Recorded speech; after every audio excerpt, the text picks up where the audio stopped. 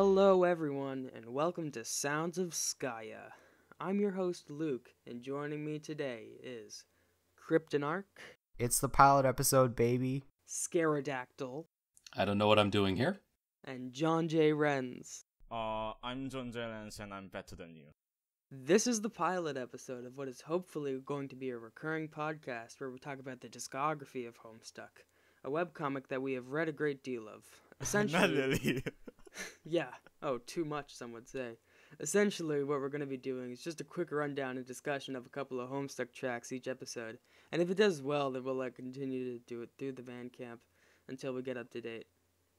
But first, since it's our first time here, how about some introductions? Crypt, you're first alphabetically. Okay, sounds good. So, hi everyone, I'm Kryptonarch. I go by Crypt.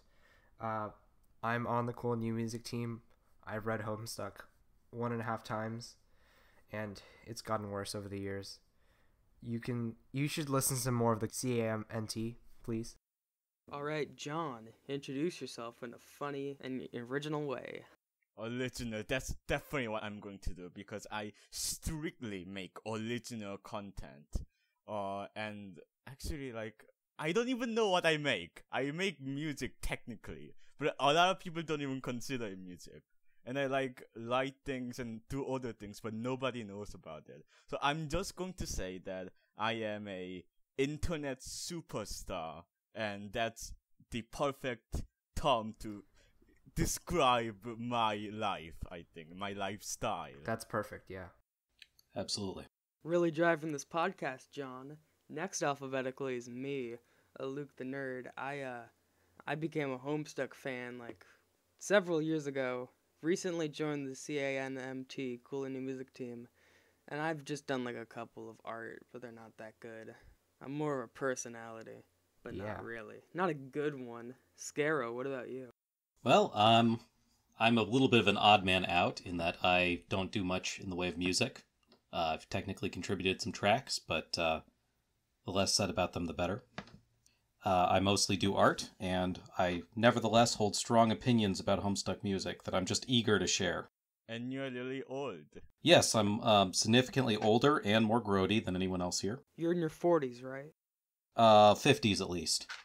But I like to think that I've maintained a youthful aura, and I can keep up with the trends and styles of the day. You give off a hip vibe, I'll give you that. Yep. Maybe slightly broken, but, still I'm functional. sure Ready Player One is your favorite movie. Honestly, broken is a good description for teenagers anyways, as one. So, let's go through these albums, and by albums I mean songs in an album.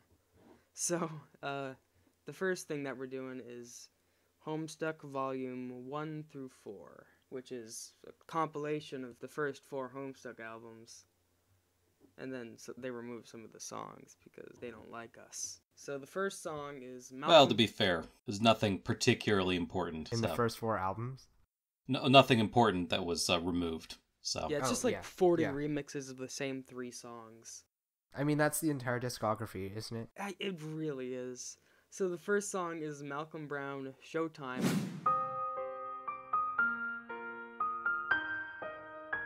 Yeah. So yeah, it's the piano one, the one, da-da-da-da-da-da-da. It's the one that everybody knows. Is this the second flash after the jingly bells looking up at the title screen? The 40 song is in an album, I think. Yeah. So do you all know who composed Showtime piano refrain? Bandcamp tells me it's Kevin Regami and Malcolm Brown, but I've never... Kevin Regami is the name, and he has done one other song for Homestuck, Knives and Ivory.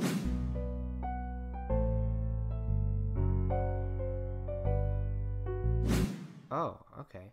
And, but other than that, he's just pretty much out. He's y'all know how Brian De Palma wrote the Star Wars opening crawl? Not at all, but yeah, I did not know it sounds like it's the same situation.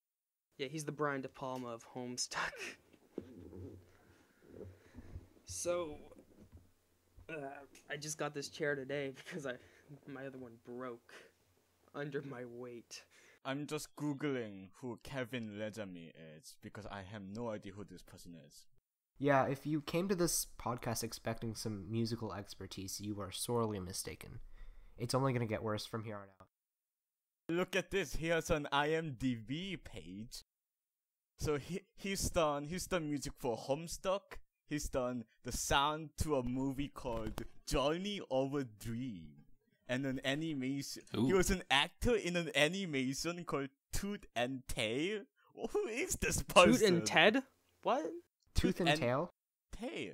Wow. This, He's a real Renaissance this man. was a cartoon Wait. from 2017. What the Ooh, fuck? the best kind. Wow. I mean, that means it's likely he's still alive. All right, so Here's a Twitter. I think it's currently running. What did he tweet? I don't even. Any sick This political person memes? is an enigma. I don't know what this person even is. Well, the world may never know. He is not just the Brian De Palma of Homestuck, but apparently the DB Cooper. He describes himself as a creative director to a company. we're talking about Kevin. Kevin Ledgermy, man. Google him. I'm not just a director. I'm a creative director. Oh, he has a company. An audio What? team specializing in sound effects, music, and voiceover. PowerUpAudio.com. Okay. Wow. This So, guy has a I will whole say from- fucking Oh, no, he's a career speedrunner. separate to Homestuck. From personal experience, they'll let anyone have a company. You can Yeah. just go down there. They'll give you one. I mean, I got one. Wait, no, he's not a speedrunner. You Okay. got one about rocks, right? What's it about? Oh, yeah. Yeah, I sell rocks on the internet. Pretty novel. Oh man, that's neat. So the next song that we have is Harlequin.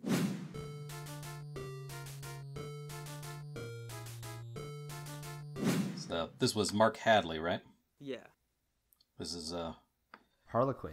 going into Homestuck, this was basically the only name that was familiar to me. I hadn't read Problem Sleuth, but I was, even though I wasn't reading Homestuck for the first few months, I was getting daily updates from a friend of mine. But I'd read Kid Rad, so this name was very familiar to me. I was very excited to hear that he'd moved on to another project. Does anybody So, else know Clown who he- Sprite is the best character in Homestuck, right? By far. For sure. His dialogue is just mesmerizing. Yeah.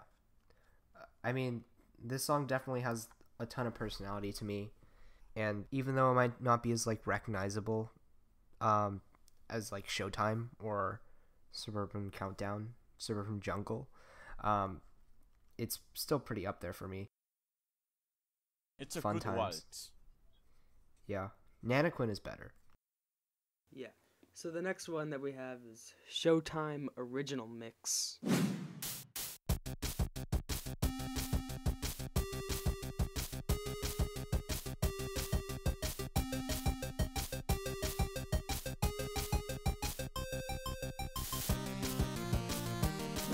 Oh man, The true form of Showtime. It's the original four. I love the Yeah. Egyptian drums in this thing. Yeah. And there's a picture of Dad holding a cake for the track art. That's pretty interesting. Does anybody have any personal experiences with Malcolm Brown? His Yeah. video games are great. I ran into him once on a live stream. I said hi. Ooh, that's saucy. Yeah. Dragon XVI makes like a lot of video games for like game jams. He's great. He's a great designer. Yep. The last one I saw was pretty fun. Great music in it, as you'd expect. It's interesting to see how far Malcolm Brown had progressed throughout the entirety of Homestuck. And he was also one of the most consistent artists on the music team. He Yeah. made At the Price of Oblivion, right?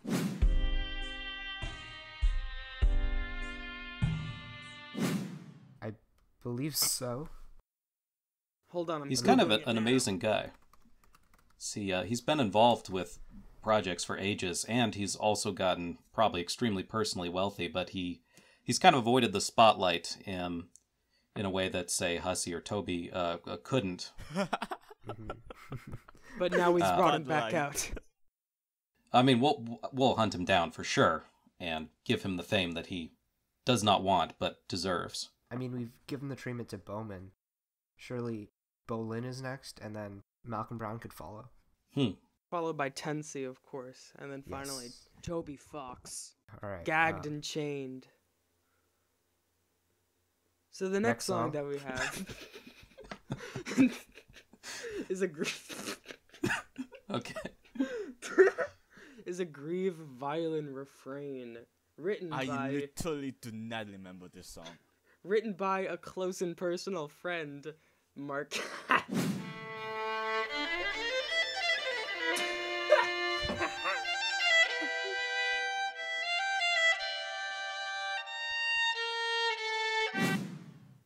I'm sorry. You okay there? I don't know. I'm giggly. I just saw a quiet place. I'm on the edge of my seat. So the arrangement was done by Andrew Huo. Andrew Huang? Andrew Huo. This man's another enigma. Have you Googled him? He did this, and he did Haunt Jam.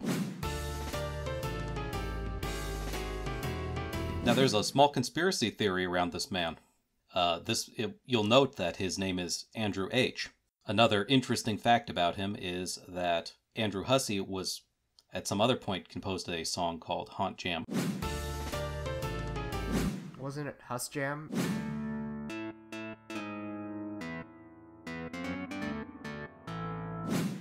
Well, perhaps, but facts don't need to get in the way here. The point is that based on these two slightly erroneous data points, we know that this man actually is, in fact, Andrew Hussey.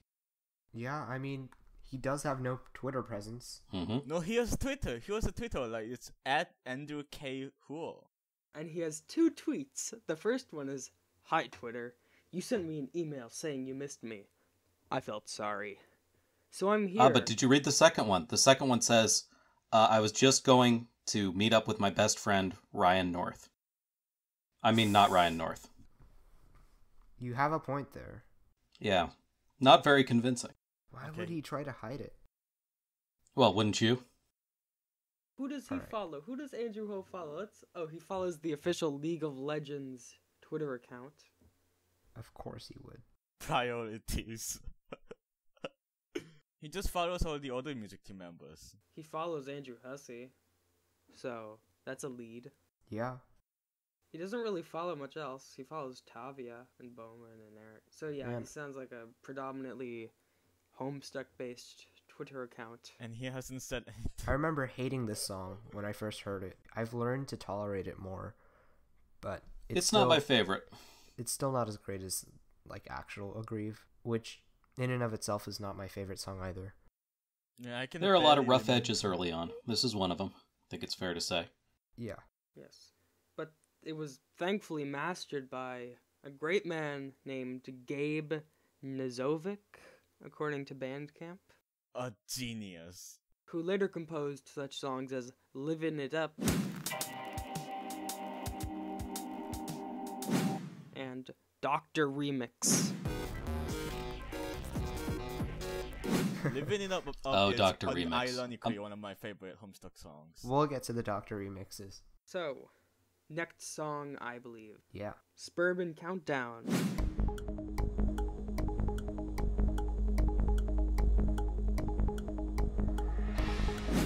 One of my favorites. This is where we really get going. Oh, yeah. Would you say Suburban Jungle is the most recognizable leitmotif in Homestuck? It just goes down the minor scale, so yeah. That leitmotif is like repeated throughout all of Homestuck. It's certainly made the most Pretty easy. we go the most to- prominent le motois. If you go to my YouTube, I have a video called like every instance of Suburban Jungle in the Homestuck discography or something like that, and I made it like a year ago. I was pretty proud of the fact that I noticed almost everything. I think I missed like twice. And now It's there's pretty literally easy to a plug in website. anywhere. I mean, I'm pretty sure I've used it at least 3 times. Use what? I've used Suburban Jungle. Oh, I probably used As it a like a leitmotif. dozen times in my own music. Yeah. Oh, I just remembered something. The first mashup I ever made was Bonfire by Childish Gambino and Suburban Countdown by Michael Guy Bowman. Okay, it's Childish Gambino, homegirl drop it like the NASDAQ. Move white girls like it's coke up my... Childish Gambino? Seriously? The first mashup I made involved Conflict by Amelia K.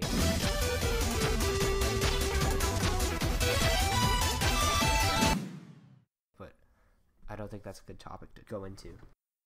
Yeah, that's not really on topic. I don't think I've ever made a real mashup. I've made some horrible approximations thereof. Treadmills. Ellipticals. But, That's a start. I mean, you've definitely made a couple songs that have gone beyond the title of mashup for the discography in Cool New. I'm not quite sure what I'd call them.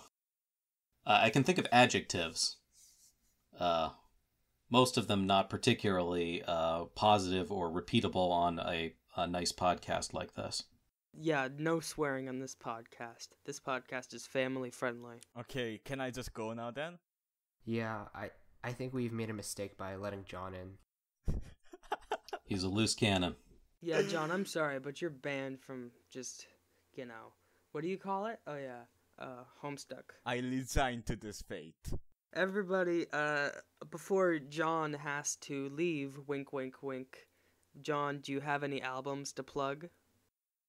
Wait, I have any? I don't actually have any. Hey John, don't make it lame. Correct. Wait, when is this gonna be released? Because I will have something in May for this. That's mysterious. You're saying you may have something. No, the month of May, but that wordplay definitely works. Perhaps May 31st. Yeah, it's gonna happen. I have actually very publicly advertised this album in my Twitter, but I don't want to talk about it here because It'd be nice to listen to on a rainy day. You have a Twitter? I tweet like every day. But if John tweets and I'm not following him, Yeah, does it I actually think I'm following exist? you though. Yeah, he's no Kevin Regami. Yeah, Kevin the Game. I'm never gonna catch up to that guy. That guy's a phenomenon. Do. So the next song is Mark Hadley, "Aggrieve."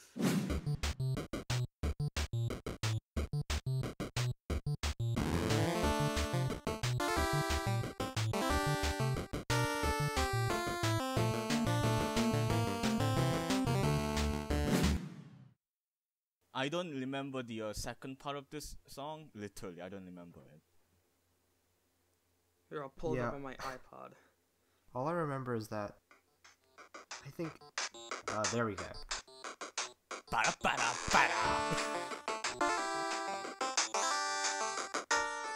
Shit, it's off. I mean, I remember the bala part, but I don't remember the last 30 seconds of it.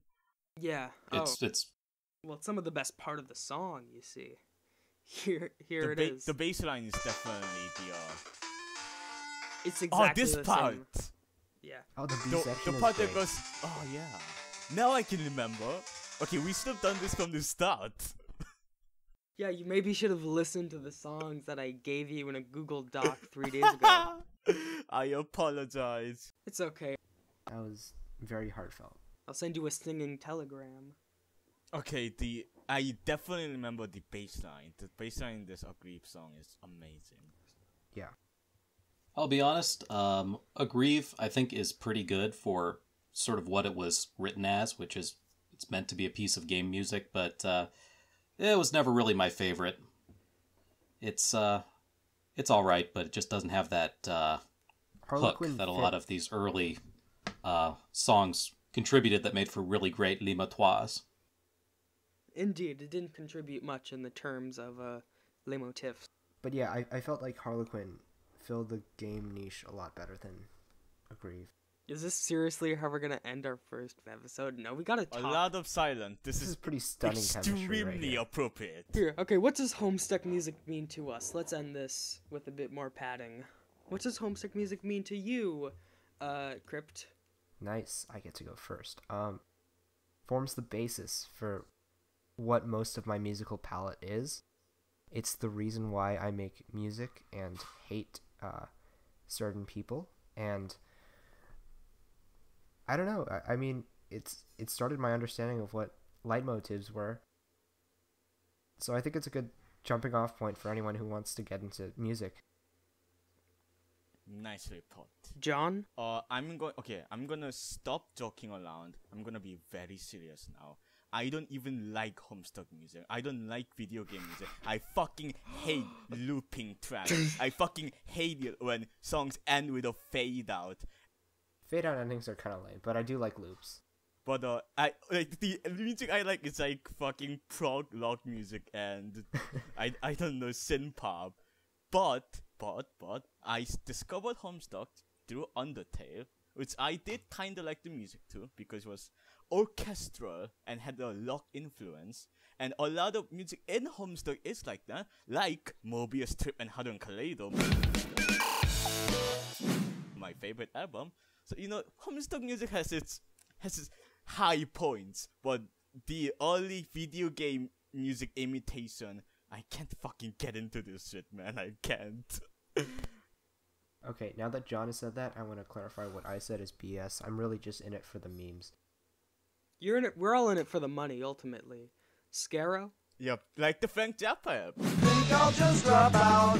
I'll go to Frisco, buy a wig, and sleep on Housley's floor. Exactly. Yeah, it's true. As much as I occasionally complain about aspects of Homestuck, it was a very profitable fandom for me, so I can't really complain. I mean, no longer though. It's not very profitable no longer. That's true. Scaro did directly profit from Homestuck. Every time someone goes to Homestuck.com, you get $1,000. It's true. I think everyone in the Korean new music team were like at least 3 years late on the Homestuck train. Did you mean 5, maybe 7? Yeah. Yeah, okay. Act 5 was, I guess, like 5 years ago. When did we start? Like 2016? Yes. Yeah, 6 years. that was when like everyone gave up. They just gave up on Homestuck. I mean, the whole point of the team was that we were the rotting carcass of the fandom.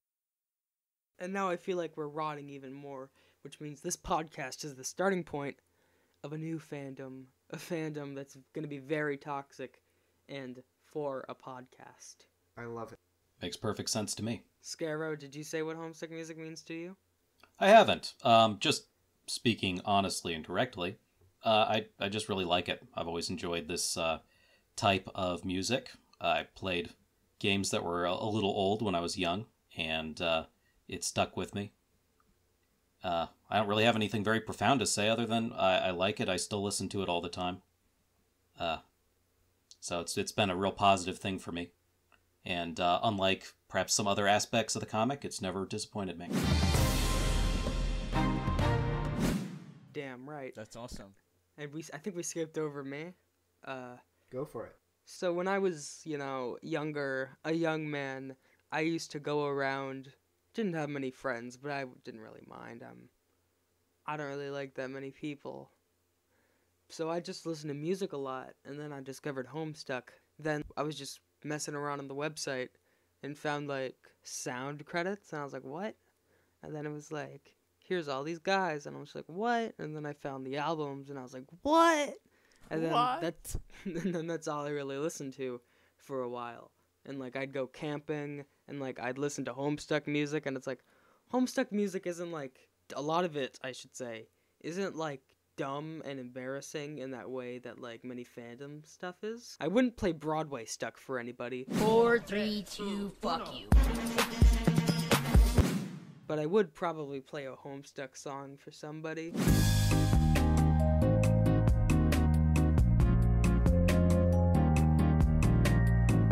Yeah, it's pretty... Well, if there's no lyrics, it's harder to I embarrass you. whenever someone's like, "Hey John, do a calm background track," I just play the Moonsetter.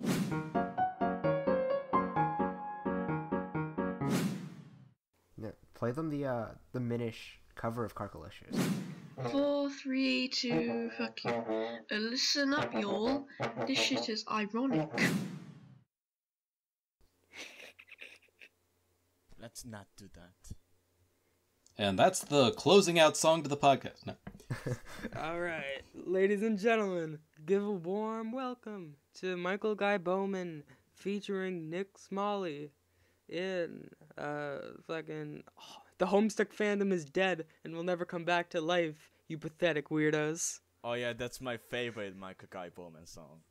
So, yeah, Homestuck means a lot to us all. We really like the music, and it's good, I guess. Yeah. It's okay. Okay. Before the recording, I said earlier that we were going to improv the ending. And that was clearly a mistake. Oh, I think a number of mistakes have been made along the way. We're in a diner in Paris, and a waiter comes up. The end. Would you like some Les Motoires? And that's it. That's going to be what we say at the end of every podcast. You're going to say, would you like some Les Motoires? And then the episode is going to end. Let's... Oh, God damn That's it. actually... This was a mistake. I'm pretty happy with that. All right, so is that it? Yeah. All right, everybody, let's stop our recording and send it my way.